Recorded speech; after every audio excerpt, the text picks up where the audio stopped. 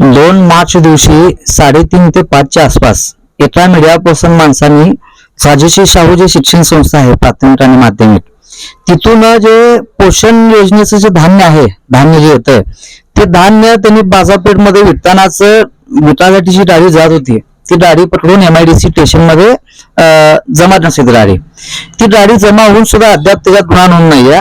आज 4था दिवस आहे आणि ह्याच्यामध्ये ते संस्थेचे जे अध्यक्ष आहेत मनोज सपाटे आणि ते संस्थेचे जे मुख्याध्यापक आहे त्या शाळेचे त्या मुख्याध्यापक आणि सपाटे यांनी त्याच्यामध्ये मीडिया जे संबंधित व्यक्ती आहेत गाड्या अडवण्याचा आणि व्हिडिओ काढण्याचा त्यांना पैसे देण्याचं आमिष दाखवून आणि संबंधित स्टेशनच्या डिपार्टमेंटना पैसे देण्याचं आमिष दाखवून त्यांच्या विरुद्ध खोटा खंडणीचा आणि अँटी करप्शनचा गुन्हा नोंदवण्याचा यांचा नाद होता.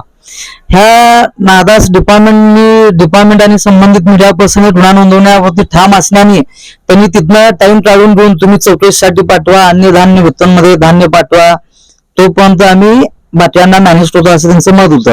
आणि ते सध्या अन्न धान्य वितरण अधिकारी जे आहेत जिथे धान्य तपासणीसाठी जात आहे त्यांना पैसे देऊन हे धान्य म्हणजे पोषणचं नाही असं त्यांचं सपोर्ट आणायचा त्यांचा नाद आहे, त्यांना पैसे देऊन. म्हणून माझी मागणी आहे की हे जे भूमाफिया किंवा धान्य माफिया सपाटे आहे हे पोषण आहार योजनेचं मागच्या 7 वर्षापासून हे धान्य विकतात आणि सपाटे आणि ते मुख्याध्यापक हे पैसे वाटून घेतात. म्हणून माझी मागणी आहे की ह्याच्यामध्ये गुन्हा नोंदवावा आणि ह्याच्यामध्ये जे दोषी आहेत त्यांच्याविरुद्ध कडक कारवाई करून त्यांची MPDA किंवा तडीपार काढण्यात यावी. काय ते शाळेचं नाव वगैरे काय?